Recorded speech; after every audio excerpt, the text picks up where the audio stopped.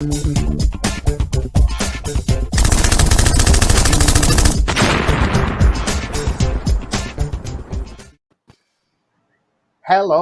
and welcome.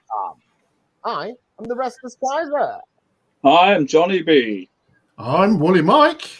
And I'm Wardrobe.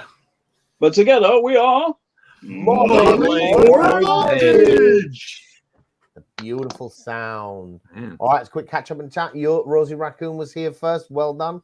Hex to Hex, one of Todd's crew. The Head Rat. Yikes. What should I paint? Crusaders. Absolutely, mate. Beautiful tank. Not Jay's here. Good to meet you, sir. What's up, Chris? Charles Latora. It's another one of yours, I think, Todd. Chuck it. X to Hex. Duncan FX, who was painting some beautiful British World War I for me. Charles Latora. Subway made the show worthwhile already. And Darth BS 101. Evening is the Kaiser dressing up tonight. Well, maybe a little bit on that in a minute. Modeling then, what are we up to tonight? I'm going to be painting some Sigmarines. Jay Bizzle? Sigmarines. From that star set I got a year ago. I've got a Schlonger to base up. I've got Dalek, which I'm not going to do anything with, but I'm actually painting a banner at the moment for my Skelly Bobs. So yeah, I've got all the things once again. Mr. Woolly Mike, sir, what are you modelling? Victrix Persian Armoured Archers for my SPQR band. Ooh, very nice. And Sir Todd of Toddington. A little different, but I think we're going to talk about it a little bit. But I'm clipping counters for Hennet game, a Hex Counter game. So I'm clipping the counters, rounding them off, making them subtle and lovely to touch. Most interesting. Now, would you do me a favor, Sir Todd of Toddington? Would you tell our beautiful viewers, when your head is big and on the main screen, who you are, what you do, and you have a YouTube channel, don't you? I do have a channel. So my channel is Wardrobe Plays World War II. I think it pretty much says it all. I play both miniature and Hex Encounter games. I've been as Hex Encounter first, and then got into miniatures about 10 years ago. Usually play about 15 mil. That's all I play on that I play. And then some friends bring over 6 mil or 28 mil, but for the most part, I just play 15. And it's all periods of World War II. And I would say usually place in miniature, I play Blitzkrieg Commander primarily is the rule set I like. And then I play a bunch of other stuff, Bolt Action, Chain of Command, Wiley Games, Fistful of Lead, Bigger Battles. Those kind of the ones I play most often, but we can talk all about the different rule sets. And then in the board games, I don't know. There's a bunch of them. As well. Yeah, there's a ton of them. So I just basically do, on my channel, it's been around for, gosh, I think it's been around 11 years now, 12 years. Wow. Yeah, it's been around a while. So my very first video was an unboxing of a board game, and I did it because I hadn't seen very many, and now they're all over the place. So now I don't do those as often. So I do live plays, I do like post-action, after-action reports, and then sometimes some chats. And none of my stuff is scheduled. People say you should schedule your shows, and I'm like, I don't operate on a schedule, man. I'm the wardrobe.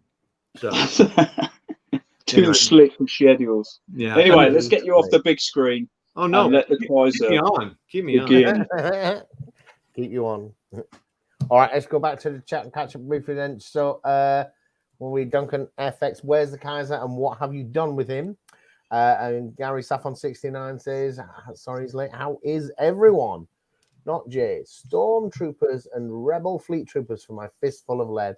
Galactic Heroes Assault on Tantive 9. Oh, that's what you're painting tonight, is that's what he's working on. Not Jay is a huge Star Wars guy. He loves Star Wars. So he buys a lot of those Imperial Salt and all that stuff, and then paints them up. I think he does some 3D printing stuff as well, but I know he spends a lot of time on that. And I think he's going to be playing that Tantive thing at a convention coming up. He's got some cool stuff built out.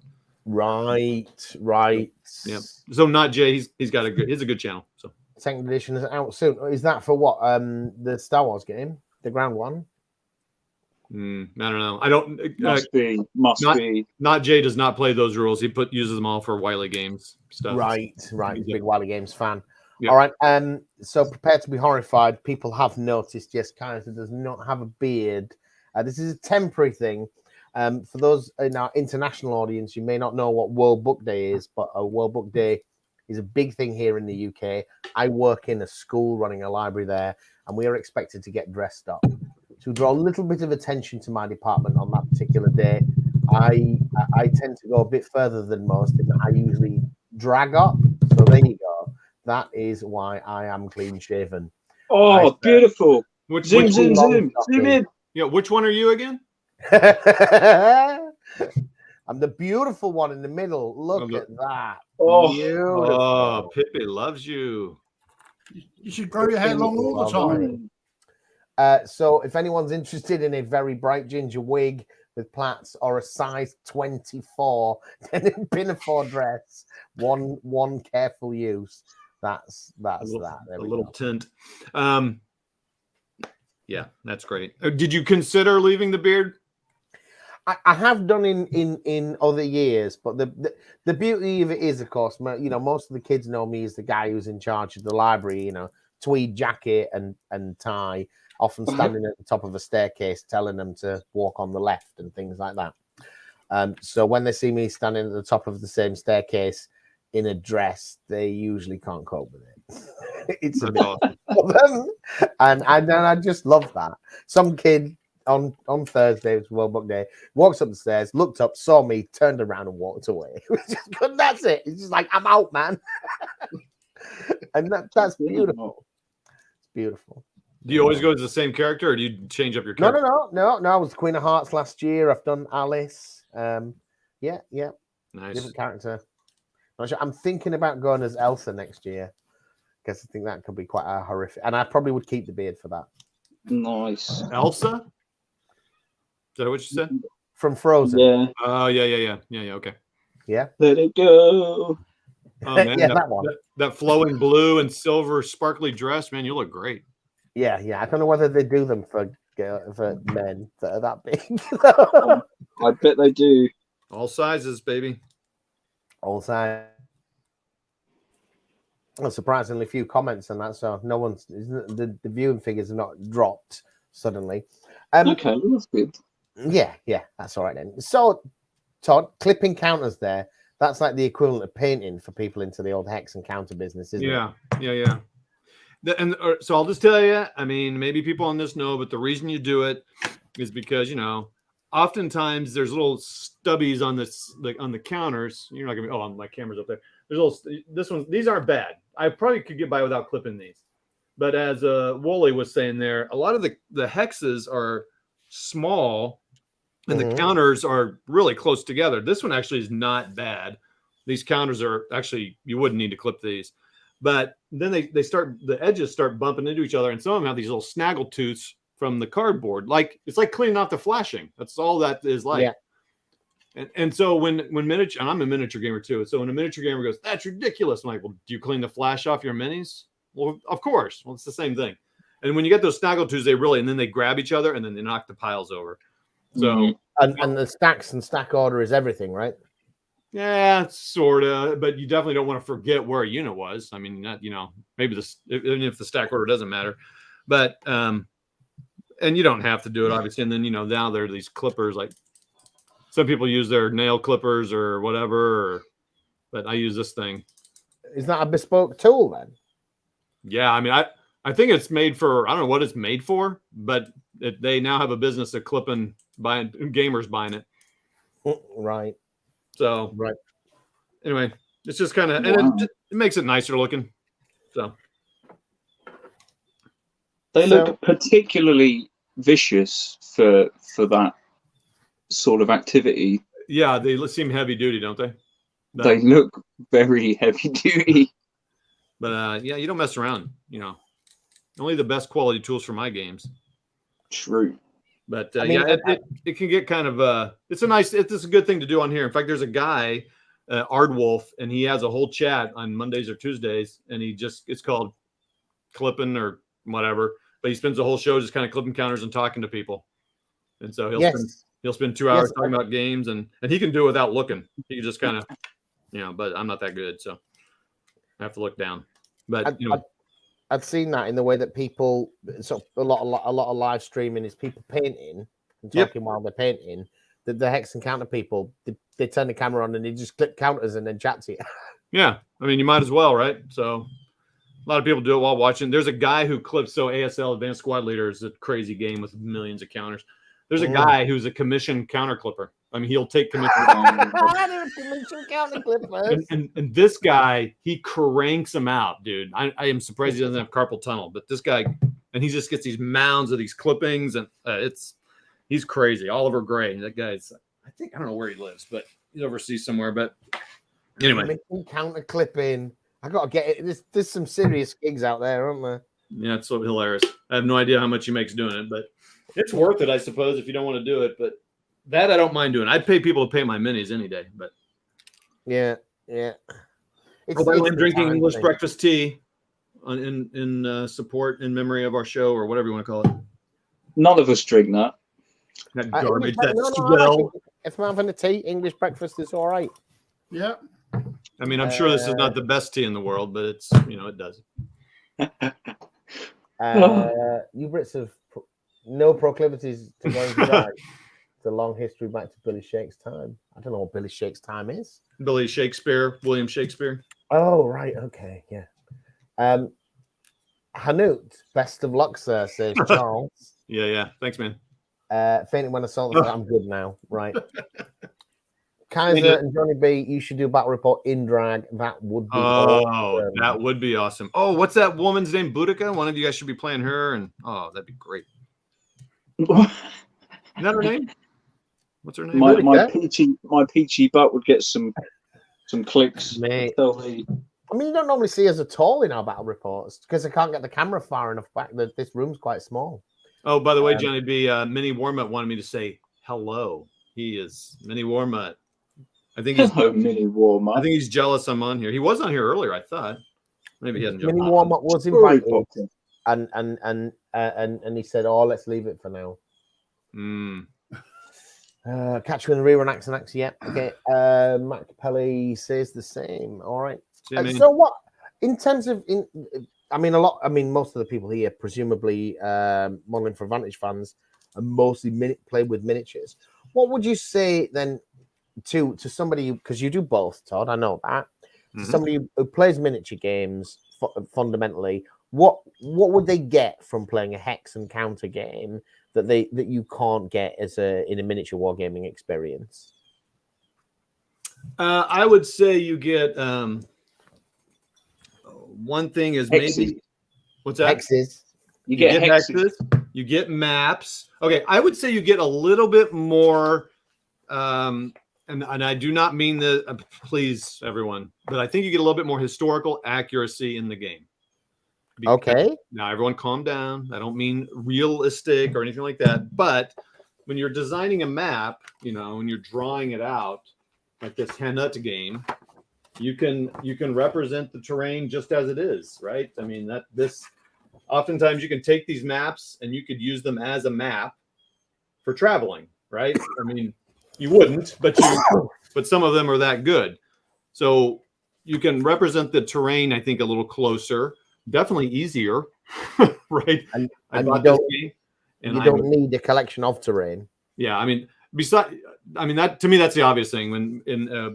What you get with Hex and Counter is you can buy it, pull it out, and play it immediately.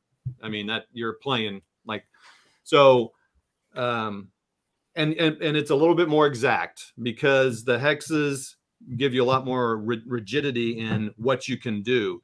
And when you're miniature gaming, there's a lot of leeway, right? Like, oh, you move 2 inches, here and there, and what you can see. I feel like things are modeled a little tighter in Hex and Counter games. Yeah, there we go. And so if you want to simulate a battle more accurately, I think you can do that in Hex and Counter a little bit better. Movement and terrain are both covered in the type of hex that you're moving into or the one you're moving out of, and it's pretty clear cut what you're doing. There's a key to terrain, and then with a lot of the units, their strength, attack, and defense values are more historic rather than being generic. Yes. Well, and because you can more easily, and I'm sorry, I'm clipping such a tiny game here, but this, I'm not going to do that. I can't stand the French designations, but the 18th, Panzer, oh gosh, is this 18th? I think this is 18th Infantry Division. Again, you're not gonna be able to see this.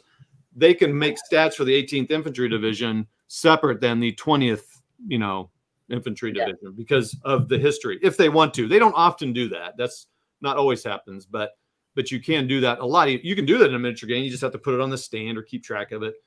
All this stuff is on the counter, which is nice. You're not looking up books and stuff.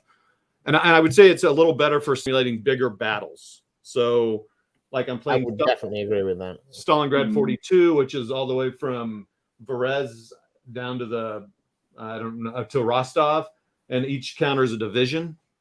So playing that, there are a few miniature game rule sets you can do that in, but not very many. Most of them are smaller. You're up doing a battalion, company, platoon. I know there's Rommel and damn big battles or something like that, but that's pretty rare.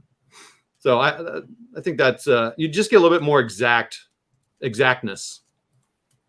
Yeah, I mean, going back to what you're saying with terrain, I think a problem with a lot of war games rules, especially unless they're heavily proprietary in the terrain that they use, how models interact with terrain is often a real messy point in a game. Yeah. Whereas with a hex and counter game, you're either in the forest or you're not. You either spent the movement point or you didn't. Yeah. There's not that I'm 4.5 inches to this wall. Is it more than half an inch high? Because I could cross it then or whatever. And those problems, they're not uncommon. They're not every game, and they're certainly not every turn every game, but they definitely come up time and time again, especially as you start those final terms or move into objectives. You often terrain, you can feel like you're maybe being a bit of I need to cheat half an inch here, or you're being a prick for making me precisely measure this or whatever. As Hex and counter games solve that problem by having absolutes. Yep, and you can, I mean, you can really drill down if you're modeling a specific battle like this is Hanya. And sorry if I'm mispronouncing, which I no doubt am, but they can model everything specifically to that battle and not be so generic. Where some games they're systems, so things are more generic. So I don't know. That'd be the biggest difference. And there are lots of different levels of it. Now, Mini Warmut got a Hex and counter game and suffered some heart damage, but otherwise it's pretty simple. Just kidding. But there are, like I said, McMurray, who's been a serious miniature gamer for half his life or more. He's been buying some of this earlier games from the 60s, 70s, early 80s and loving it because they're simpler. And he can kind of get it played in an evening or maybe 2 or 3 evenings. Keep it set up. That's another thing. They're smaller footprints usually than the 6x4 table. Yeah. Yes. Most of the time. There's another one of your a lot of the games normally it's like 6 sheets of A4. Is the base map laid out in a 3x2 form? They're usually 22 by 34 inches is the standard map size. Yeah. And does that happen to fit on a trestle table? Yeah, you'll have to answer that question because we don't have trestle tables over here in America. Yeah, so the games I play are Avalon Hill, and they're normally like hexes on 6 sheets of A4, but the other sheets are about the same size as a BattleTech battle mat. Oh yeah, that's about right. What? Did I? My head is magnificent. I just shaved for World Book Day, mate. It's coming back. You want to know why? Go earlier in the show. You'll see the photographs. What's wrong with Kaiser's head? Don't you store some of your games in like a chest of drawers? Yeah. Are they that? It's like you can just open a drawer and carry on. Oh, I'm sure I saw that in one of your videos. Yeah, there we go. Yeah, halfway through a game, you just put it in the cupboard. Yeah, this is one that Hex to Hex and I need to get going here. It's set up, ready to go, but you have to be careful because if I slam it shut, everything's gone. Which I did. The world ends. So this was I think these were used for they're like crafting drawers for like large sheets of paper or whatever, and I was like, oh sweet, I'm keeping those in here. So yeah, no, that's good. awesome. But yeah, that's the cool thing about Hex Counter is that it is a little easier to store. Like I have 3 of those drawers. I could have 3 games going on. But otherwise, I guess I could show this too. Sorry to make everyone sick on your channel, but too bad. That's all right. I should have put you on the big screen, shouldn't I? No, that's okay. Things. So there's there's Stalingrad 42 going, and that's about a 24-inch table deep, and then whatever it is, 40 inches wide, and then 6x4. So I've been keeping. I'll use this for some of the larger Hex Counter games. Look at that. Beautiful. Yep. There we go. Some of that fine camera work there. Everyone's used to on my channel. The homes of the rich and famous. Look, there we go. Woo! Baby. Yeah. I still got. And this is your new gaming room in your new house. That's right. And on this wall is going to go. So my grandfather, was in the 12th Armor Division. He was in supply, and he has all these maps from France. And I just discovered this just recently, looking at them closely. There were pencil lines drawn on there, and I was like, "Oh, that's interesting." And you if you line them up, it's his connection from. I have 8 maps, and it's the route he took, the main supply route for the 12th Armored for his battalion, because he was the company supply captain, and the route they would drive to go down to Marseille to get their supplies and go up. So I'm going to put each of those maps on the wall separately framed up here, so you can see his path he took. So I'm just got to save up money for all the frames. So. Now that you mention it, Todd, because that's another thing I remember you said before is you are someone who's quite methodical in your hobby purchases. In what way? What do you mean?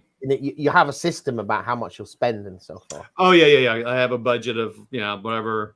Like I give myself an allowance, every week, and just kind of budget it aside. And if I sell games, it goes in there or whatever, and it keeps me, because it's way too easy to just. Well, we all know. I don't need to say. Yeah, we all know. Yeah, the pain, and I'll tell you what, it gives me a lot of. I feel a lot more free with it, because I don't. If sometimes the games can be quite the. I got a couple $200 games. Well, if I've saved for it, I don't have any. If it comes up and I've got the money, I spend it. It's cool. And instead, I'm like, oh man, I don't know if I have the money. So do you have literally a separate account then, or you just account for it? I accounted for it, but I recently, because you can pretty easily create accounts, So I've recently created an account where now I just have it kind of come out of my main account. So now it's building up. So yeah, nice. But I've done it by pencil and just on pencil paper or whatever too. Mm-hmm. But, yep, it's freeing. I'll tell you, it's way better. Interesting. Couple of good questions in the chat there. There's one from Darth BS 101, Anton. There it is. Okay, so here's the deal with that. That's interesting. So it was in the 80s when war games started to happen. Even Avalon Hill, who was like one of the main companies back in the 80s, started creating computer games and converting their games to computer, and they were pretty rough back then, if you can imagine. And then since then, man, they are going to die. Well, they haven't, and it's in a golden age. There are so many games being produced now, more than ever. Now, they don't sell as much as they used to per copy. Like in some of the games that Woolly's got back there, they sold 10, 20, 30, 40, 50,000 copies of a game. You're not getting anywhere near that now. It's maybe 1,000, 2,000, I'm talking about the war games. Now, we all know, maybe you do or don't know, but board games have exploded in the past 15 years too. Non-board games. I mean, in Europe, everywhere. It's in the US, it's everywhere. So that's helped us too, because then you got people that convert over. And there's a program called Vassal, VASSAL. And it is a way to, and there's many others now. There's Tabletop Simulator and others, but Vassal started 15 years ago just as a Java program, and there are all the games I showed you are on there. Hanut's not on there because it's a newer one, but a squad leader's on there. That's VASL. And it's virtual ASL. It's the boards, it's the pieces. People have built in little things in there to make it easier to play and keep track of stuff. And I can play. I just played a guy up in Canada on Wednesday, a game, and he was teaching me. And I played a guy in Australia, and that exploded, especially during COVID. You would see the game rooms, they'd be packed. And that ASL game in that drawer, you'll see 20 games going on a night easily. So that has helped spread it. And it's the same reason miniature games are still popular. We want that community playing the game across from each other, or virtually. I mean, yeah, I think so. It's not wiping out the industry, as it were. Is it more of a symbiosis? You're saying there? Yeah, I mean, computer war game. I mean, especially the Hex Encounter type war games. Those have never really caught on, in my opinion. I mean, really, you know what I mean? But a lot of people do go to. I would think they threaten miniature games more than they do Hex Encounter games, because the first-person shooters and World of Tanks, that's more of a threat to miniature, in my opinion, than board games. It's still a distraction, though. It still takes people away. Like, I know Hex to Hex plays World of Tanks, and you know, if you're playing that, you're not playing a board game. So, no, true. But the thing with board games that are picked up is there's one old pub that's shut in Southampton, and it was reopened as a cafe, and it's called Board Game in the City. And you go in there and have your cup of coffee, and you can get a board game off the shelf. Right. Yeah. There's a lot of cafes. And play that. So I know a couple of those locally. So, you know, the board games are still out there, and they've made a business out of using the coffee shop. So, yeah, I would say computers, I mean, Vassal and like Board Game Geek and stuff, they've helped games, because this is such a niche game. I may not know anybody around here, but I can connect with a guy in England who's playing Hanut or ASL or something. Yes. It's made it way easier, in my opinion. I think it did die out probably in the 90s. I think it probably did, because there was kind of a burnout, and kind of it reached its peak and people were converting to computer games. But then into the 2000s, it's come back. So right now there's a golden age. So.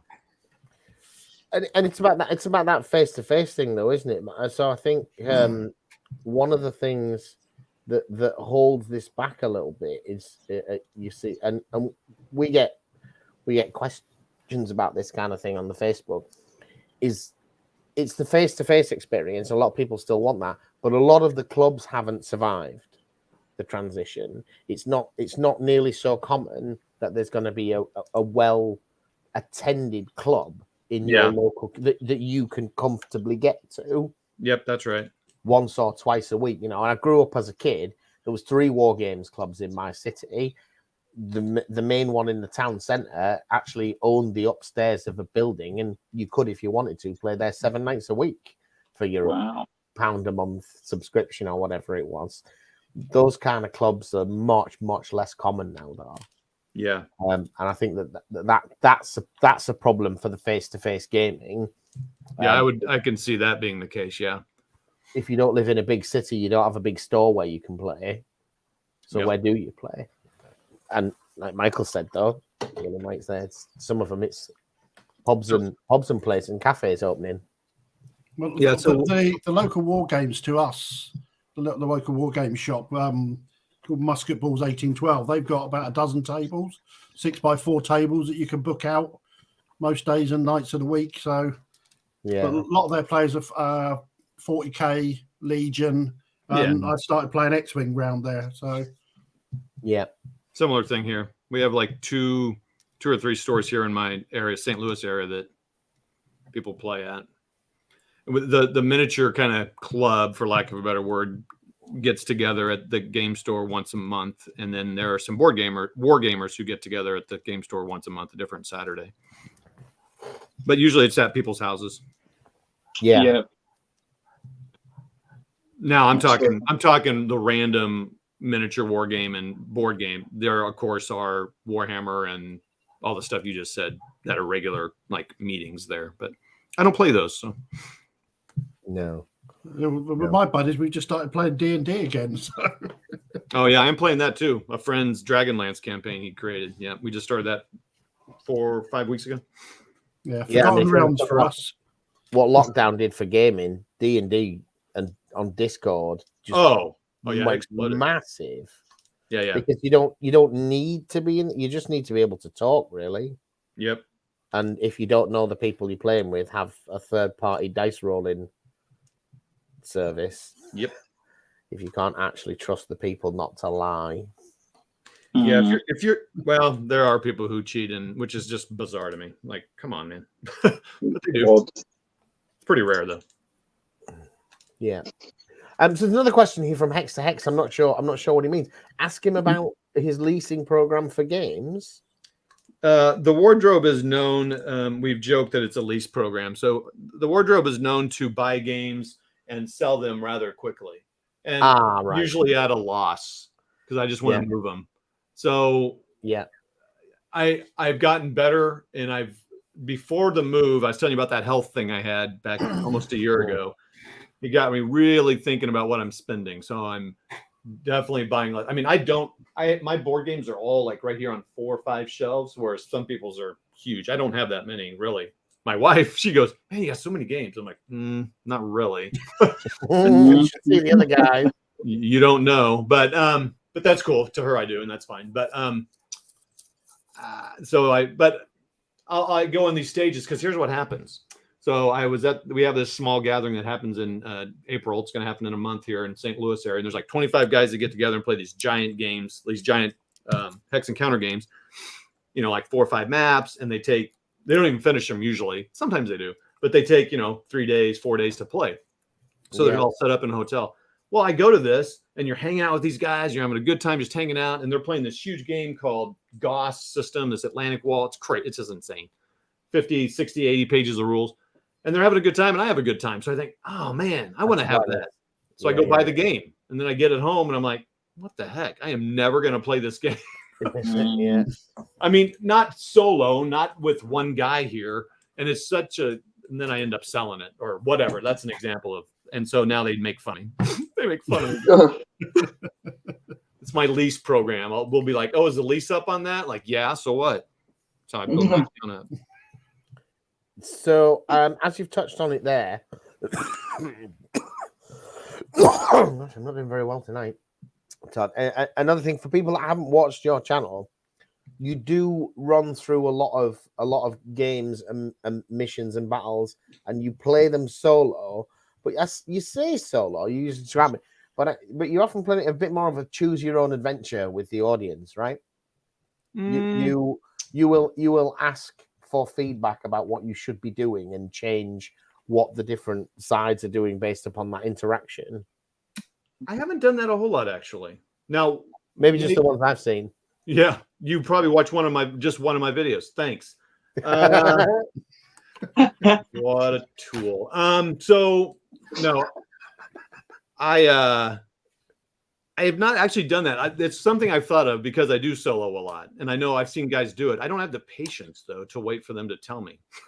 Now, what I do, you definitely ask questions of the audience. Do you think I should do this or should I do that? Oh, well, that's true. You're right. You don't paint it as a like, okay, let's stop now and decide what's happening. But you're constantly talking. Oh, yeah, that's true. You're right. I do try to interact, and I am wide open to people's ideas because I mean, I've been playing a Chain of Command. I mean, this is just proven out to me how bad a tactician I am. I've been playing Chain of Command with McMurray, who pops under our channels, and the guy's just killing me. They're just sad. It's just a sad affair about how much he's just wiping. I've seen a couple other channels where it's the same 2 guys playing all the time, right? Some very popular channels, and there's a guy that wins all the time. Like, well, I know how it feels now, but was that a dig at me there?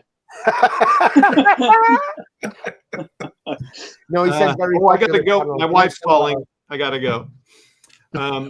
No, it actually wasn't about you, but now that you mention it, yeah, man. So yes, I do because I'm interested because that's the one thing bad about solo is and on board games and miniatures, I only can think like I think. I mean, I try to, so I'm playing McMurray and he's a super aggressive player, right? And so it's been fun watching him play some of these games and then playing against him. I'm like, okay, it's up to how aggressive I am in games. I'm getting more done on the attacker side, but you just don't. you do miss out on that cool surprise. Like, holy crap, I didn't even think about that. Like, he's super good about playing the game. Like, he can see how the rules work together and how they connect, and kind of, he is a student of history, and he understands tactics and all that, but he also understands that you're playing a game and which has rules and may or may not reflect, reality perfectly, like a bolt action or chain of command or whatever, but he knows how to play that game. And so that's, and it's also got me thinking that way a little bit more too. Like, don't think so much like history. I mean, you can, and I like to learn that, and that's how I understand history, but it's also a game. So, but yeah, I guess I do ask, and I'm very open to people telling me, like, when I'm very open about making mistakes, and I make them all the time, and learn, because learning any rules is tough also, because you forget stuff. Yep. And that's why it's nice to have someone else to kind of like, oh man, remember that, whatever save roll you need to make or whatever. It's out to clean. That's a smart move. Set my game account 15 years ago. Nice. Board game bars and cafe. Yeah. Hopefully that they will continue to grow rather than be a flash plant. Don't give me the hobby sign. I enjoy painting the models. Exactly. Well, I'm not even into that, and I would rather do that than play. I don't play video games at all. I used to play them, and I just get now. Come on now. Story musket ball. Musket balls are actually in the comments. You carry on, Todd. Musket balls are actually building a bigger shop within their site that will be opening soon. So hopefully their range will be expanding. That's your local, is it, Mike? Yeah. Yeah, that is a big thing. I mean, we've lost a lot, as Michael was saying, and we lost a lot. There was a local, in fact, it's mentioned in the comments there. Geek out, yeah. Ago, our Geek Out, that I had to fold in. So it's just really tough to find somewhere to play. Yeah. Going back to the face-to-face thing, other than going to a mate's house, but it's just, I don't know. I mean, we're lucky. We've got a reasonably active club in Luton. But, yeah, I mean, it's pretty near capacity though as well. Exactly. You do need to. It's once a week, and you need to book a table, and it's at the kind of the other side of town.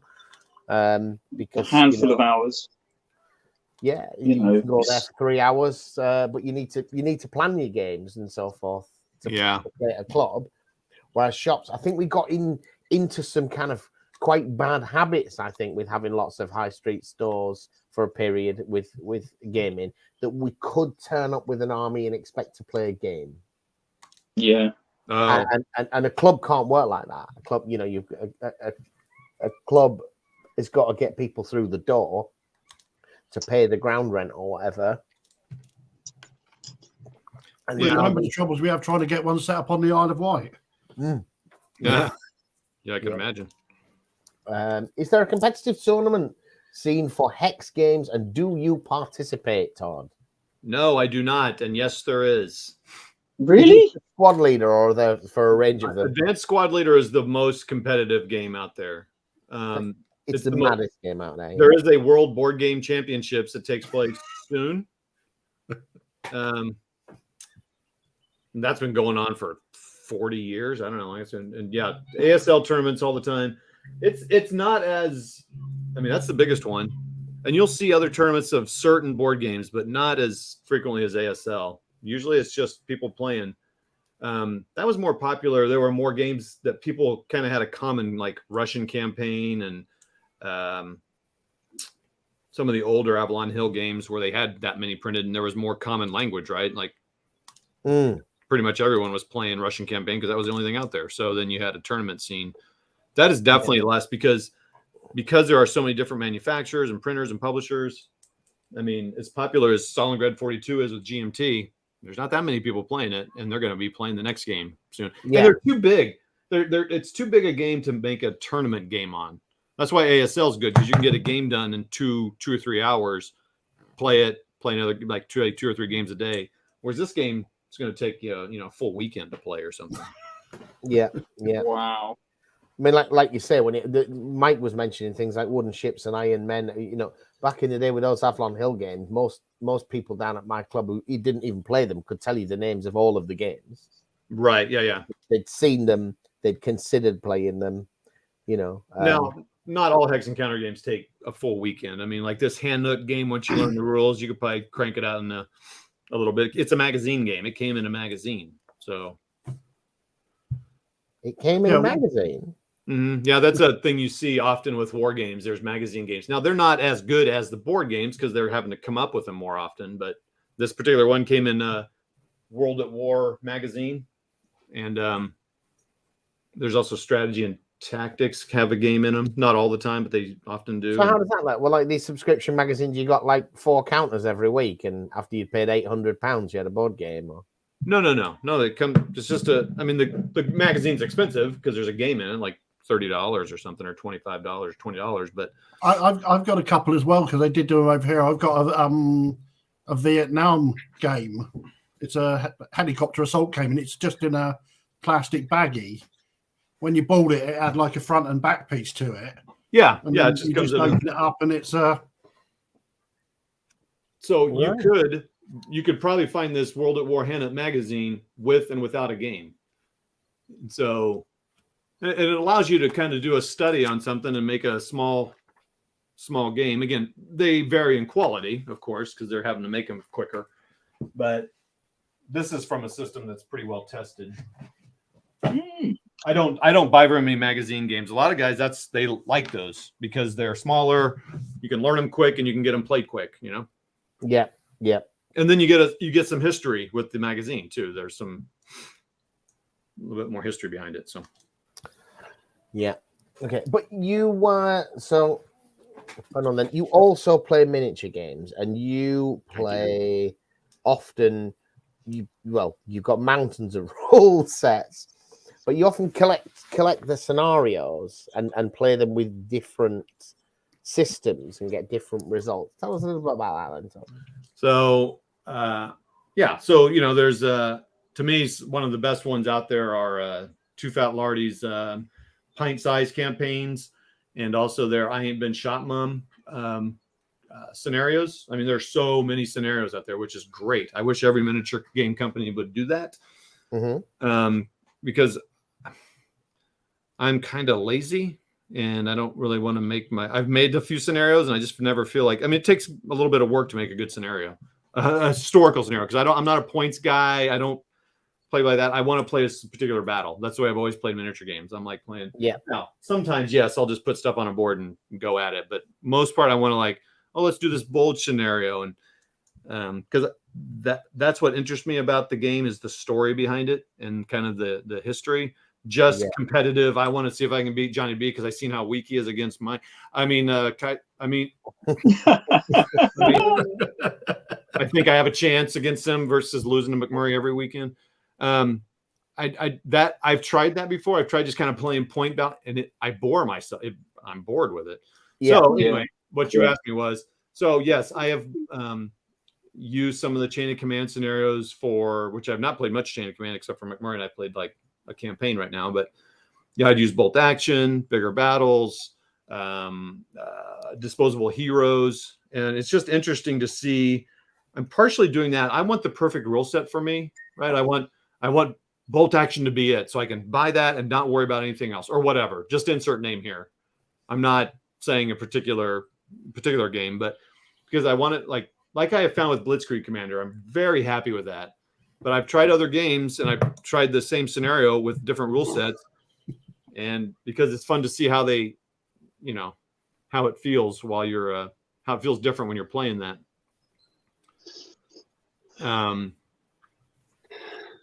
So, and to point on what you said there, you said you specifically referenced Lardy scenarios, and you talked about historical battles and scenarios. So, in terms of making historical battles into war games, to take a historical battle and create an order of battle for it and a map, that's not hard. That's done time and time again. Lots of companies do that. But finding a historical battle which will turn out to be an interesting game Yeah. That is what the Lardies tend to be good at with their scenarios. Right. It's not that this is a significant engagement really in any way. Whatever, it's like we found a battle that happened where the forces are reasonably balanced and the objective is interesting. Yes. Yeah, that's 100%. what their games do. Yeah. And I think a lot of people, they do that stuff on the Game Blue Gap, don't they? And Yeah. again, it's like these are good missions to play, and they're interesting, and they are based upon historical battles. It does mean you have to go and paint a load of French World War II minis, though, which won't be part of many people's collections. But what I also like about particular scenarios is that, especially if they've got the order of battle worked out for you, is it helps. Again, back to the budget thing. Prioritize my buying, because you could buy a million things. I mean, like, where do you start? Now, some people really enjoy, buying just buying and just keep buying and painting and buying. I don't like painting that much, so I want to have a limp. What do I need to buy? Let me buy it and move. And I also find I get it done. If I were just to build like random, and because some people love I would say, most miniature gamers enjoy the modeling aspect and building and painting. Most of the guys I know, that's what they like. It's just the act of doing it is fun. So they don't care if they're ever going to use a mini in a game. That drives me. He's like, are you serious? I'm not going to paint a mini I'm never going to use in a game. Screw that. So if I need John to paint a miniature for a game, I'll tell him we'll never use it in a game. That's the one he'll paint next. Yeah, nice. As soon as he's got to paint more than 4 miniatures for a game, that's off. Yeah, so that's one reason I like historical scenarios that are got an OOB worked out. But you're right. The big thing is, how do you make it a fun scenario? Because like I built that one for a 12th Armored Division fight, and it was okay. It needed some play testing and some tweaking to make it a battle worth gaming. So yes, yeah. Because historical battles are not fair. Not usually, no. And often not interesting. I mean, in World War II, in a lot of cases, offensive operations are being conducted by armored forces against weak points in a position. It's like, this is a horrendously unfair fight, mate. Otherwise, we wouldn't be attacking. Right. We'd go and attack somewhere with our mobile combat power, somewhere that was weak. Well, that's why, like advanced squad leader and chain of command, bolt action, whatever, when you get down to that level, first of all, it's often hard to build an accurate thing about what really happened, because you don't always know at that level, but you can make some good guesstimates about what was there. But it's also then you can play French against German, because you can have victories. Overall, we know what happened, or even Poland and Germany. But what you get in bolt action is French turn out to be really good. It's like, but they weren't, were they? Yeah, I mean, there's that too. But I've played a Poland game in board game, and it was very enjoyable. One, I've never read that much about that campaign, but this game was well designed, and there were victory conditions that made it so that you could win as the Poles, right? I mean, because you're not winning the overall thing, Other thing that's common in Hex and Counter games is the victory conditions are usually tracked by points or objectives by certain time frames. It's not about eliminating all the enemy forces. Oh yeah, I'm not about that at all. No, I don't like that. So if you play a 1939 invasion of Poland, the Poles win by doing better than they did historically, not by stopping the Germans from crushing them. Right. Yeah. So that it's a relative victory position, which is again interesting, because it keeps the forces. You can keep the forces historically accurate. You just have to fiddle with the victory conditions, which Hex and Counter games, because it's like one of the Hex games I've got is called Race to Berlin, and one of you plays the Americans and one of you plays the Russians. The Russians then play the Western German forces, stopping the Americans get there. Yep. And the American guy plays the Eastern Germans, stopping the Russians getting there. So you're both playing Germans, stopping the other guy getting to Berlin first. Yeah, there's a new one called it's not new, but The Mighty Endeavor by MMP. Pretty simple game, but it's both West Front, East Front, same exact way you play it, and there's less downtime too. But that's a pretty cool concept. I've never played it. I've never played that, but it sounds like a neat It works well because you've got unbalanced forces, but both sides are unbalanced. So you're trying to work to a strategic objective by stopping the other guy while you're trying to get to the center points and taking the hard points in Berlin first. So yeah. Tony Halton, I'm agreeing with Kaiser in smaller size skirmish games, quad size. Wilder Games rules great for these. Yeah, I mean it's on my to-do list. I really intend to, when I've got some time, look at Wilder Games. I can't tell you how many things are in the queue, things that we're doing or want to do, and so forth. Wilder Games is definitely something I want to look at. The sort of 4 to 8 model game really interests me a lot. Yeah. And that's Commando Comics, movie, TV. You know, that's that kind of battles what those are, right? Yeah, it's kind of like you give your guys weird names and you have fun, like the show you guys were talking about earlier. And when we talk about SPQR as a rule system, I don't rate it at all. But because we played campaign, I've really enjoyed those games. You know, and I've really enjoyed that experience. And it's really got me quite invested in. We need more of this, more narrative stuff. And we just can't keep ahead of the painting for the bigger games either. No, 100%. We hope to provide variety for you guys, but we need to stay interested as well. And we want to play a lot of different games. Yep. You know, we don't want to be making this is Johnny B's Ultramarines, this is Kaiser's Dirt Guard, week after week after week. Again. You know, different rules is another way of doing it, though. So I'll catch up with these because we're very much near the end, you know, guys. Yeah, absolutely right. Yeah, because Todd's been a great guest, obviously. Has been a great guest. Todd, you remind these beautiful people where they can find you. I'm right here in St. Louis. Let's see here. You can find me at Wardrobe Plays World War II on YouTube. I have a website, but it's nothing. So that's where you find me. I show up on Facebook, and other places occasionally. But I would say come to YouTube and subscribe and comment. So do it. Smash that bell. Whatever. Absolutely.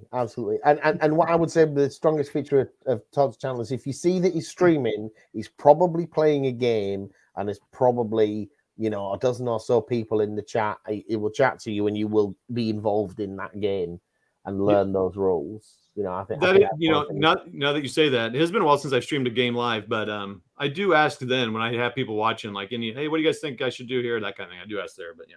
And you keep up with the chat. You're not just at the table all night just playing the game or whatever. Yeah, that it is a little tougher to do. But that's what I like about your stuff. Just you being on a wildly different time frame from me. I don't see you all that often. Yeah, I know it's tough. Still the sexiest man. Oh, many warm. Hello, Saturday night, baby. I am going to share my screen again briefly because I wanted to talk just extremely briefly about this. Does anyone know anything about 0200 hours? No, it's in the middle of the night. It's in the middle of the night. Okay, so the guy who runs this company also has the current license for Test of Honor. And he's designing this game. And as you can see from those models, it's nearly finished and about to go into production. And he's been in touch asking if we would like to do some coverage of the game. So wow. It's hair flick. Yeah, so remember we were talking about hello. That's very much a hair. Oh, perfect. German officer with a monocle, British commando with a beard and a woolly hat. Awesome stuff. Yeah, those are cool models. So he's making this game. It's called 0200 Hours. It's about kind of I get the feeling there's very little information about it at the moment, but I get the feeling it's about kind of commandos, partisan type stuff, Gestapo officers, bumbling German defenses. We've got to steal the truck or set fire to the oil canisters or whatever. And I'm inferring, because he's been involved with Test of Honor, that it's a similar sort of system. And if it is, that sounds great. These miniatures, he tells me, are being made in collaboration with War Games Atlantic, which means there'll be multi-part plastic probably. So there's a lot to look forward to there, I think. I don't know anything more than that. But I have told him, yeah, mate, as soon as you've got a set, send it to us. And if we can get up there in Easter, teaches the game. Hello Vibe is exactly what I'm looking for in my World War II gaming at the moment. That would be great. Can you show Todd Duncan's comment? I want to see that as well. Sorry? That one. Could you throw a counter over your head so the chit literally hit the fan? Oh, the chit hit the fan. Oh. It won't get up there, and the wind's blowing it down. Trust me. We have done shit hits the fan. Anything you can, any saying around that. I don't give a shit. Whatever. I don't give a shit. So yeah, this game's not out yet. It's called 0200 Hours, and for anyone that missed it earlier, that is why I shaved my beard. I dressed up as Pippi Longstocking for World Book Day. So there you go. And those are the two assistants that I have the privilege of working with in my library. So that's that. What do you think then, John? This 0200 Hours, you interested? Yeah, if it's like the craziness we hope it is, the Commando comics, bumbling German guards that are just completely inept at doing anything. Yeah, man, I want that. I want cards that are like, use the war, it's over. Yeah. Oh, I hope so. I don't want to feel me. I enjoyed this, so sub to you guys. Oh, thank you, Hex. David Halliwell, are you sure those figures aren't counters in a board game rather than miniatures in a war game? Are you sure those figures aren't counters in a board game rather than miniatures in a war game? You mean like standees? Possibly. The guy told me he was making them in collaboration with War Games Atlantic. He even does some of the sculpting himself. But they didn't just look like soldiers. They look like characters and models that you could get invested in, in terms of the story. I think I did Bolt Action do the Dad's Army crew, so you can play Dad's Army as well, can't you? In 28mm. Oh, that's what I was thinking. Yeah, I thought about that when he first talked about it. You could use that as Dad's Army stuff. I mean, there's a ton of 28mm World War II characters out there that you could use for that. Definitely. So he's going to send that through stuff. And then whilst on the topic, combined arms, which we talked about the other week. Can I show that? Because there's been a little bit. I'll just skim through. Is there more news about that? Is why, whether you are or not, I am. Where is it? Is it here? Can you see? Is that the picture? Oh, what the heck? What the heck is that? I've never seen that. You've not seen this? This is Warlord's latest, coming soon thing. So it is a board game which is intended to be a standalone as a board game. Oh, yeah. That it's amazing. But it's also intended to be like a battle generator for Red Skies, the naval one with the resin miniatures. Yeah, that one. Seas, Victory at Sea. Yeah, Victory at Sea and the air game. Now, there was an interview was out this week with Alessio and the other guy who seems to have written these rules. And so we're starting to see a little bit more about how this works. And it isn't quite what I had. I suppose the thing is when you see something, it's everything you want it to be. Then you hear the details. Until you learn about it, yeah. So I think the way that the campaign system works is this is providing you locations for battles and battles, forces with which you're going to battle with. But you win the campaign by winning 10 battles rather than by buying France or whatever. But whether it becomes easier to win back, don't know. Also, can you show some of the other pictures real quick? Yeah. We need to go through this in a bit more detail. So it is a board game, but with these counters that they've got, there's two different sets of cards. One is for playing it as a board game, and one is for playing it as a campaign generator. Okay. And so what that means is it's going to be harder to mix and match, which is what John and I were hoping to do. Maybe we can find a way. Yeah. Well, we're only seeing it at some point. And the reason the decks are different is in the board game, it'll say get +1 in the next combat on the card or whatever. Whereas in the if you're going to play with bolt action, it's going to say give you some pre-game artillery bombardment or something. It's going to give you some in-game advantage. Sure. I mean, yeah, that's interesting. So, I mean, some people have taken some of these Hex and Counter games and done that with miniatures, but I mean, I like that this is designed for that. For that purpose. For that purpose, yeah. Yeah. Whereas we were hoping to play a little bit of Blood Red Skies, a little bit, and there's the final problem is someone play a little bit of Cruel Seas, but actually the game it integrates with is Victory at Sea. Oh, which is the biggest scale one, which doesn't make a lot of sense for the English channel.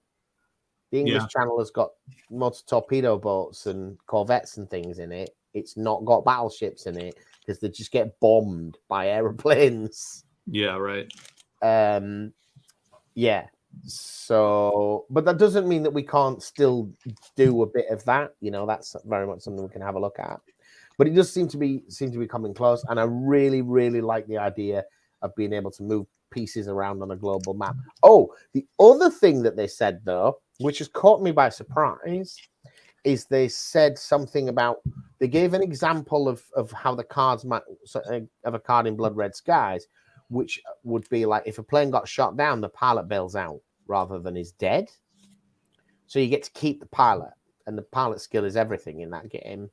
Now, why that surprises me is because that suggests that your pieces represent persistent forces. I had assumed that infantry model was going to represent 1,000 points.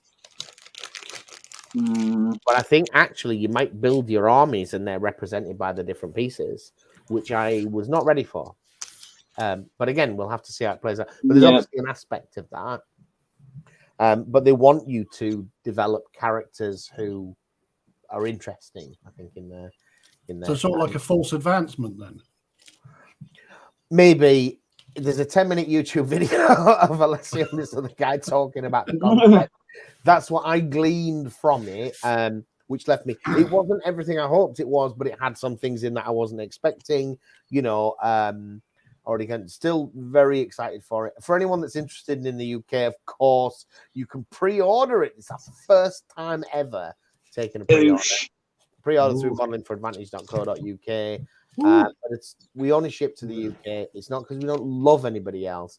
It's because the cost of us shipping boxes to other countries, it's crazy.